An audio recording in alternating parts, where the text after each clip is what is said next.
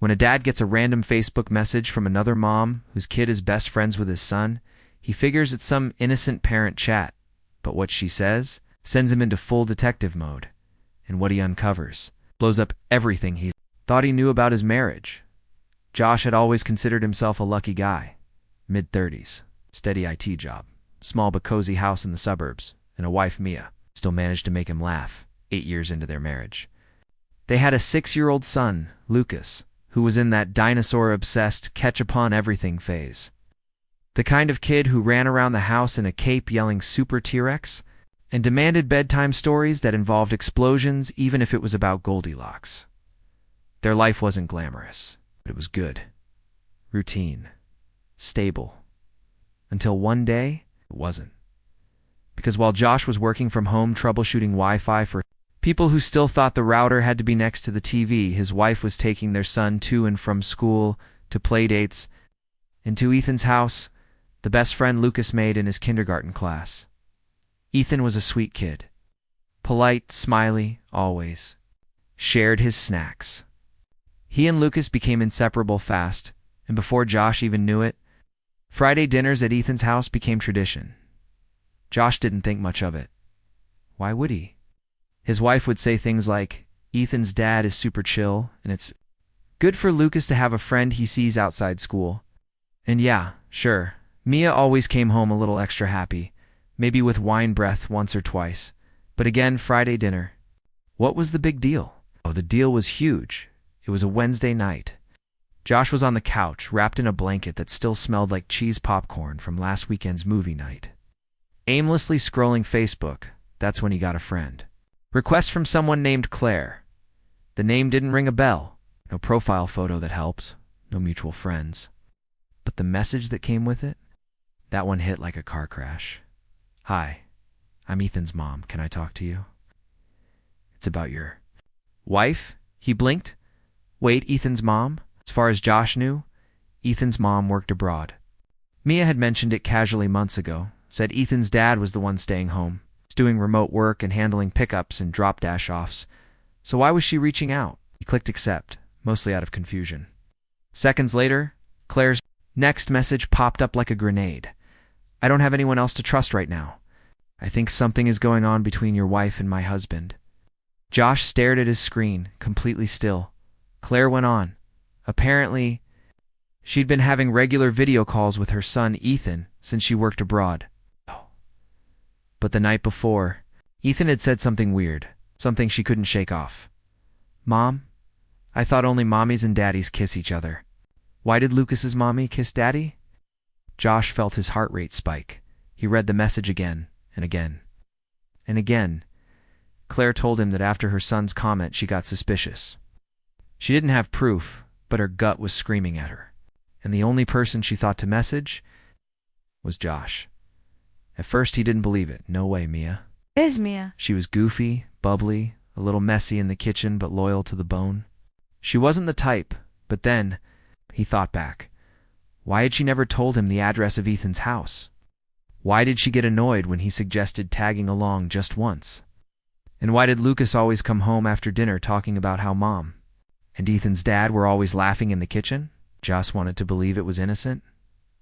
But now, he couldn't ignore the gut punch he'd just taken. Claire and Josh made a plan. Claire would call Ethan and tell him to invite Lucas over. Again for dinner that Friday, same routine, nothing new. Meanwhile, Josh would follow. For the first time, Claire gave him the address. Josh pretended like everything was normal with Mia. Oh yeah, Ethan again on Friday. Cool, Lucas'll love it. He kissed her goodbye like always, then followed. Them in his car, windows cracked, music off, heart in his throat. The house was nice. Lights on, door open. He parked a few houses down, waited, watched them go in, and then he walked right up the driveway like he belonged there. Josh will never forget the next 10 seconds of his life. He walked up the front steps, heart pounding so hard he could barely hear anything else. The front door was unlocked. He pushed it open. The smell of home-cooked pasta filled the air. The kids were laughing in a back room, probably the bedroom. But in the living room, he froze. there on the couch, tangled together like a pair of horny teenagers who had forgotten they were married adults with kids in the house, was MIA and Ethan's dad. Rick.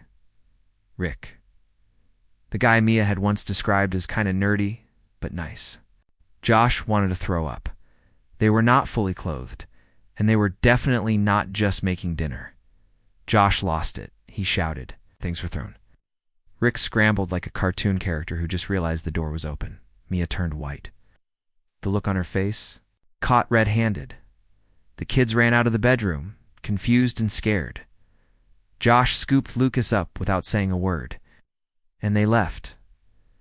The car ride home was silent. Lucas asked, "Dad, what's wrong?" But Josh just said, "We're going home. Buddy, that's all."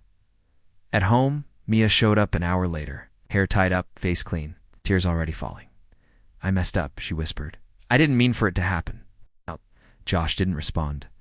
He just stood in the kitchen, arms crossed, looking at the woman he thought he knew, and all he could think was, "Who the hell are you?" Mia tried to explain. "It started innocent," she said. "We were both lonely. I didn't plan it. It just happened." Oh, great. The classic, "it just happened" defense. As if cheating was like tripping over a chair, Josh didn't want to hear it. Not now, not ever. Now, here's where things get complicated. Josh knew he wanted out. There was no going back after that. Trust wasn't just broken, it was pulverized. But one question burned in his mind.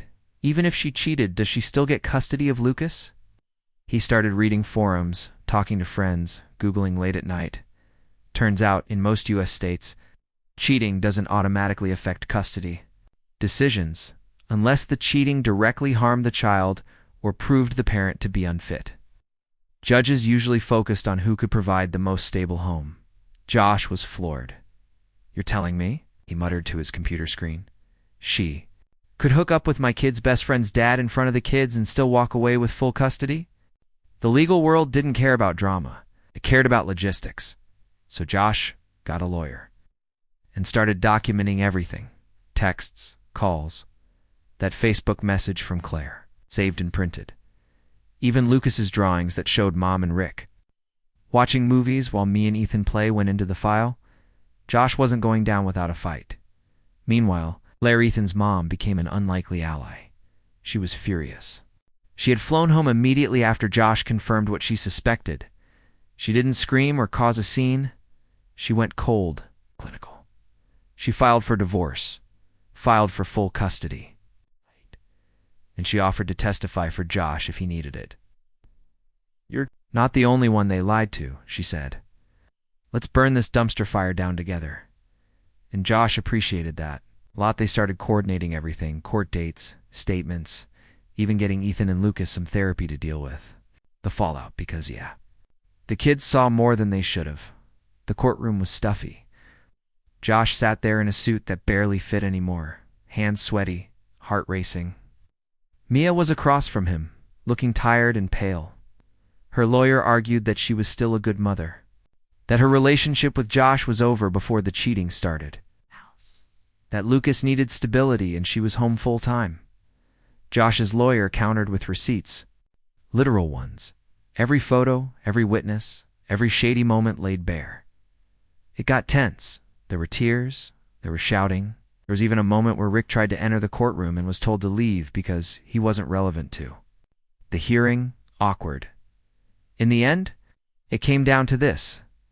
Josh would get primary custody. Mia would have visitation rights. The court acknowledged that her choices exhibited poor judgment, but didn't go as far as to remove her entirely from Lucas's life. Josh was relieved. Not thrilled, but relieved. Life after all that. Messy Josh had to explain things to Lucas in the gentlest way possible. "Mom and Dad both love you. But sometimes grown-ups make bad choices, and we have to live in different houses now." Lucas nodded, then asked, "Can I still play with Ethan?" Josh chuckled. "Yeah, buddy, but only supervised." Claire and Josh remained friendly. Co-parents of trauma, really, Rick. Nobody heard from Rick again. Mia tried, here and there, to fix her image, but Josh didn't care anymore. Dunhe focused on his kid, on healing, on building a home that didn't have secrets. Months later, Lucas brought home a drawing from school. It was him and Josh in front of a house. They were smiling, holding grilled cheese sandwiches. Josh smiled, but what caught his eye was the caption.